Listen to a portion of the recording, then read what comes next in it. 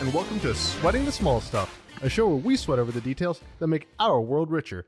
I'm your personal brain trainer, Cameron Boozarjomehri, and I'm joined by an incredible traveling guest that I wasn't sure I was going to ever get to talk to him again. And man, it's great hearing from you again. Tucker, why don't you go ahead and introduce yourself? Hi, I'm Dr. Tucker Peck. I'm a clinical psychologist and a sleep expert, and I run the website drugfreesleep.com. Yeah, so the story of how we met is pretty hilarious. We were actually both, we were going to Fort Lauderdale? Yeah, that's true. We were going to Fort Lauderdale. Yeah, I was going, But we didn't go to Fort Lauderdale. Exactly. So we actually were sitting next to each other on a flight, and we of course we got to talking. I was like, oh, I do a podcast among other things, and he's like, oh, I run this incredible website where I help people, well, basically with their well-being, especially around sleep. And then we found out that we were supposed to go to Fort Lauderdale because I was making a connecting flight. And was that your final destination? Yeah, I'm from there. That's my hometown. And unfortunately, you know, Florida storms are a thing. We got rerouted, but they gave us even more time to talk. And while we were stuck, I think we ended up in Fort Myers. Yeah, we were on the tarmac in Fort Myers for quite a while. This was hilarious because we spent half the flight making jokes about who even lives in Fort Myers. And then we found out the only people who live in Fort Myers got redirected from Fort Lauderdale. So yeah, we were sitting on the tarmac, and this was if any of you remember the John Wick episode with our first Swinging the Small Stuff on the Go. This was me kind of like testing the waters for that. And I whipped out my lav mics and we tried recording, and you will be surprised how terrible the cabin of a fully packed airplane is for recording anything. So yeah, that went about as well as you can imagine. But fortunately, I reached back out, and Tucker was more than awesome enough to say, yeah, let's do it. Let's re-record. And so, hey, how's it going? Hey, nice to see you again, Cameron. You don't usually see the people next to you on the flight again. Yeah, this may be the first time that's ever happened. Yeah, so a lot of what we got to talk about on the flight was specifically about sleep, about the drugs and the sleep cycle and the things that make up sleep that I feel a lot of people don't understand or appreciate the science of. And so I thought before we jump into, I guess, the real meat of the kind of fun and crazy things we like to talk about on the show, do you want to give us a little primer on what we need to know when it comes to sleep and our well-being? Yeah, I used to go to this conference every year. It's like the annual conference of sleep scientists. And the joke was that everybody gave the same talk. You pick some problem, and then you see whether sleep makes the problem better and sleep deprivation makes it worse. And it turns out it's always the same answer. Sleep is where memories are formed. It's where the body heals itself. It's necessary for emotion regulation, for hormonal balance. The way that you decide whether you need to eat or not is dependent on sleep. There's almost nothing in your mind and body's functioning that isn't affected by getting a good night's sleep. I think that's an important thing to know, because the other thing is people, I think, confuse being knocked out and being dead tired with sleep. Like, they're not actually the same thing, because the restorative sleep that you just described is not actually the sleep a lot of us can end up getting when we were working long hours and caffeinating ourselves to death. Yeah, so what I think Michael Jackson died from, if I remember, was getting a general anesthetic every night. So as far as he knew, he was unconscious, that's sleep. But unconsciousness and sleep are not similar. It's a problem with sleeping pills as well. Sleeping pills can make you unconscious, so you feel like you're sleeping. But with most sleeping pills, you're not getting the proper stages of sleep in the proper amounts in the proper order. So there's research, for instance, that people who take Ambien aren't any likely to crash their cars or fall down and hurt themselves than people who just lived with the insomnia. So what we need every night is a kind of sleep that is dependent on a consistent sleep schedule and not having certain chemicals in your system, like caffeine, of course. And so I think the thing that a lot of us have all heard about is this REM sleep, this rapid eye movement. Can you kind of speak to what these different stages of sleep are, and where is the restorative properties? Where does that happen? Yeah, so there used to be 5 stages of sleep. About 10 years ago, sort of like what happened to Pluto the planet, Stage 4 was just determined it was secretly always part of stage 3 all along. So there's now 4 stages. What's called stage 1 is transitional. It's a weird thing that you would think there's a moment when you switch from being awake to being asleep, but there's actually not. The difference between sleep and wake is continuous, not dichotomous. So stage 1 is this transition into sleep. Stage 2 sleep is where we spend most of the night. Some of the things that are going to happen in stage 2 sleep are related to memory consolidation, and a big component of stage 2 sleep is repairing your body. So if you imagine that all day you're getting little micro tears in your muscles from use, you'd need to stop using the muscles in order to repair the micro tears. So this is part of what happens in stage 2. Stage 3 is the stage, it's also called delta sleep. It's the most unconscious a person's going to become. It's a dreamless, not always, but generally dreamless deep sleep. And this is responsible, among other things, for making you feel less tired. There's also components of memory and kind of cleaning out the cells. REM sleep usually comes towards the end of the night. This is the sleep when you're dreaming. People who don't get REM sleep, among other problems, have difficulty with emotion regulation. It seems like there's some theories that dreaming might actually be related to learning how to manage emotions during the day. And like all stages of sleep, REM is associated with memory formation, particularly with emotionally charged memories. Yeah, correct me if I'm wrong. Is it the release of serotonin, or I thought there was some sort of compound in the brain that basically during, well, especially not just sleep, but dream, is when you dream, it's not just you dreaming, it's you restructuring your memories. And as I understand, there's specifically in terms of being able to do emotion regulation, as you dream, it's your brain is reliving these memories from the day, but the fear element, the compounds and the processes in your brain that keep that at the forefront when we're awake, they're, for lack of a better word, turned off. So we don't have the same fear response as we're reprocessing our experiences while we're asleep. I don't think that's true, actually. So from a brainwave perspective, there's actually no way to tell whether a person is awake or in REM sleep. The brainwaves look identical. Just about everybody's had the experience of nightmares and terror and fight or flight, literally fleeing in dreams. One thing that's distinct in dreams, the way you actually tell REM sleep from wake, is that, except in really rare conditions, your body becomes paralyzed during REM sleep. And so if you come into the sleep lab, we would put an electrode on your chin, measuring the muscle tone there. And when that goes flat, we would know that you were paralyzed and that this was REM sleep. So the emotional systems really aren't impaired. One thing that is impaired during sleep is what we might call the ego. Neurologically, the ego is associated with the frontal lobe. This is the first thing to go off with sleep and the last thing to come back online. What I mean by ego, among other things, is the part of the mind that represses things it doesn't want to deal with.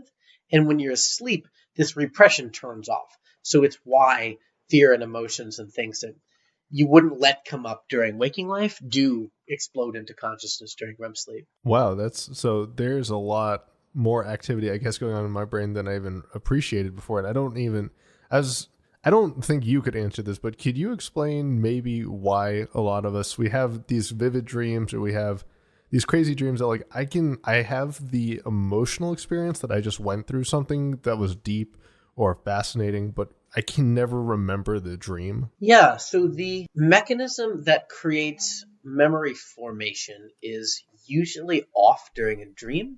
It's part of why your dreams make no sense and you don't notice. The sequence of events in your dreams is often impossible, but you can't recall the sequence of events. So it doesn't matter. You don't notice that this isn't consistent with what was happening 30 seconds ago. Generally, the only dreams you can remember are the ones that you wake up out of, and the waking impression of the dream is there. Although you probably had the experience that when you first wake up, your brain is still in a semi-sleepy state, So that thing where when you wake up, you remember the dream clearly, and then 10 minutes later it's gone, the memory formation didn't occur. Is that part of mood congruency? That idea that your brain is kind of like in this space, and because it's in this space, it can remember other things from the space, but the moment you go into kind of a different mindset, those ideas move out of the forefront of your brain? No, not exactly. The idea of mood congruency is like when you get depressed, you'll remember things that happened when you were last depressed. Whereas here, it's not as though when you next experience terror, the dream comes back, right? Generally, the dream is gone forever if it doesn't get into long-term memory storage. Thank you so much for giving us this excellent primer on sleep and dreaming. I think this was just very enlightening. Of course, especially considering the fact that we've in a way had this conversation before. This was all just a wind up. Because just like dreaming, it's like deja vu. Exactly. You're still on that plane. We never left Fort Myers. You're still there on the tarmac. Oh God, of all the places to be stuck forever. And speaking of being stuck forever, this brings us to we always like to find a pop culture hook. We always like to find something that I think a lot of the audience has experienced or enjoyed that we want to paint with a broader brush. And here, I think the thing that immediately jumps into people's minds when we think of insane dreaming is Inception. Oh, I remember that movie. That classic Leo DiCaprio movie. Can you even recall how long ago you saw it? Like most sleep doctors, I saw it right around the time it came out. Was that like 10 years ago? Was it like a required reading for you guys? I thought it was pretty cool. It was the same way that all the clinical psychologists went to Inside Out the day the film opened. Oh, wow. You've thrown me for a loop. All right. The one thing I think that we had a really interesting conversation about prior was the fact that in the movie, but I'll take a moment and just explain this to the audience real fast. We acknowledge that there's some really cool stuff going on in terms of like the brain's capacity to think in like ways that defy physics when we aren't bound by physics, and just all the different ways that your mind can solve problems and create puzzles and whatnot. And that's cool and all. But there's a fundamental problem with the movie that I think our conversation so far gets at. Overlooking the obvious fact that if you stick a syringe in your arm does not give you the ability to share memories with another person. There's a problem, which is in the movie, it appears that most people just kind of get knocked out. They're not entering this deep dream state, right?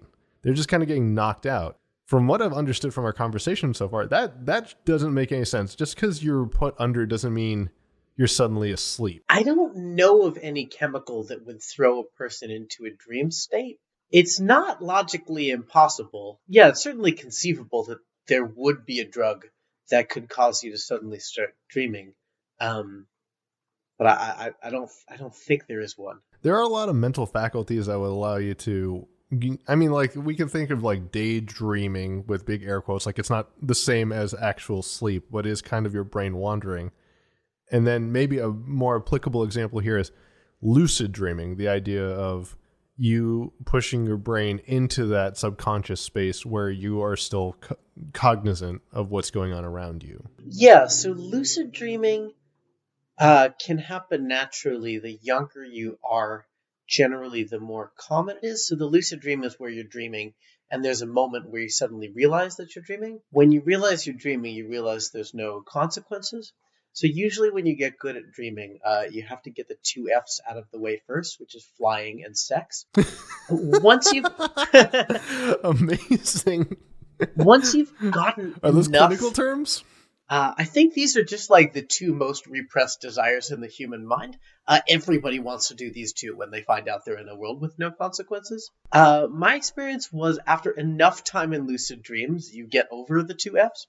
And at that point, you can do a lot more playing around. You can practice conjuring things, practice destroying things.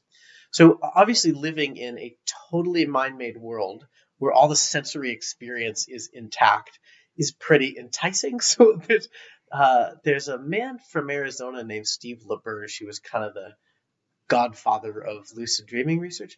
And he's found all kinds of ways you can induce lucid dreaming. What seems like the best trick is about 2.5 hours before your normal wake up time, wake up go do something for a half hour and then go back to sleep. Okay, I always heard that there was like you want to be in a quiet place, you want white noise, you want a lot of red light, none of the other lights, because as I understand it, red light is a more natural light, and blue light and whatnot can really mess with our brain's ability to just be like, yes, it's the end of the day, time for sleep. No, actually, red is an unnatural light, and that's why it's safe. So blue is the most natural light, right? If you look up, it's blue. So the evolutionary theory is blue light signals daytime, it's the sky. The only light you would see at nighttime is fire, which is why red doesn't have an impact on circadian rhythm in the same way. Oh, this is amazing. Thank you. I'm learning so much from this conversation. And then, sorry, so the things were you want red light, white noise, quiet place, relaxed, and then halved ping pong balls over your eyes to diffuse the light. I guess so that you can't fixate on any one point or something. Gee, I haven't heard about ping pong balls. You can buy some things online that do different kinds of strobing. I've never tried inducing lucid dreaming, but there's lots of stuff on Steve LaBerge's website about how to do it. Interesting. So, sorry, before it sounded like there was a good bit of trial and error going on with you figuring out the 2 F's of lucid dreaming.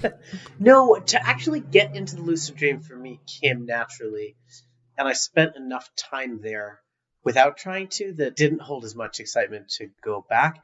It started feeling like playing a video game with all the cheat codes on. It's not very fun, right? Like, if there's no risk of dying or anything going badly, you'd get bored of the game quickly. Yeah, I could see that. Although I imagine something like that will really let your creativity fly if you wanted to just play with all sorts of different ideas. You can practice stuff in lucid dreams, and you get the same effects on skill as though you had been practicing in real life. This is like a legit superpower. Damn. Yeah. So some people will do that, and that you're improving skills during the night.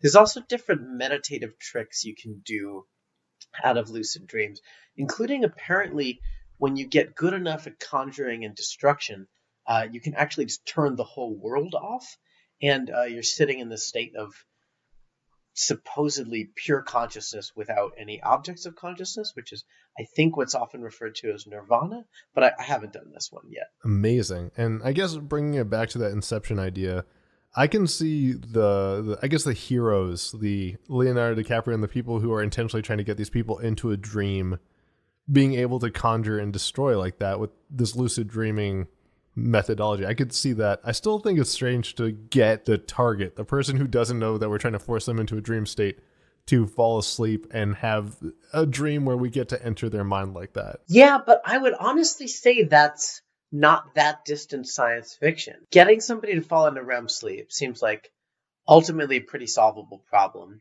And knowing what people are thinking is an almost solved problem. There's quite a few years ago an experiment at Berkeley where you would think of an image and the computer would draw the image. And maybe 5 years ago, sometimes it was wrong, but sometimes it was spot on. Wow. Thank you so much. I think this has been an excellent conversation. I think I know we could probably talk for hours and hours, and I expect to have you back on the show because, man, it's just an absolute delight getting to talk to you. Oh, thanks, Karen. Hopefully another fun sleeping movie will come out and we can rip on that one for a good hour. Till then, you mentioned your website. Would you like to give us a recap on kind of where we can find you and also where we can practice our lucid dreaming? Oh, yeah, sure. So my website is drugfreesleep.com. Drugfreesleep.com is based on cognitive behavior therapy for insomnia. It's what the National Institute of Health says should be the first line of insomnia treatment. So it's a 5-week course. It's only $225. I don't have data on the online version, but I have an almost perfect track record with patients over the course of the last 5 years or something getting over insomnia with this treatment in the clinic. So it's really powerful. It seems to work for almost everybody, and it's available online now. drugfreesleep.com. I was so excited when I got that URL. There's no hyphens. There's no .net.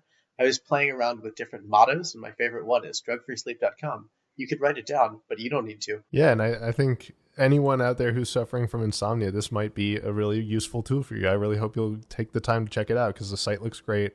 And I've heard nothing but good things from you in all the different materials I've seen you in. So keep up the great work. Oh, real fast. So one more time, who was the guy with the lucid dreaming, and where can we find his stuff? So his name is Steve LaBerge. It's Laberge. If you Google him, or the other guy, I was on his podcast recently too, is Andrew Holichek. It's HOLICEK. Both of them have pretty substantial websites with lucid dreaming techniques, dream yoga, YouTube channels, and stuff like that. Awesome. And if you're looking for some more Sweating the Small Stuff, you can find all of our stuff at Small Stuff Show on social media. We have a subreddit, Our Small Stuff Show. There'll be a post for this episode up there, so please do go check it out. Feel free to leave comments and reviews. And if you know a friend who needs help with insomnia or just would really like to listen to this episode, please do share it with them, because we found personal recommendations are the best way to grow our audience. Until then, thank you so much, Tucker, for coming on to our show. Thanks so much for having me, Cameron. And I've been your personal brain trainer, Cameron Boozarjomehri, reminding you, from movies to media to the world around us, it's details like these that make it worth sweating the small stuff.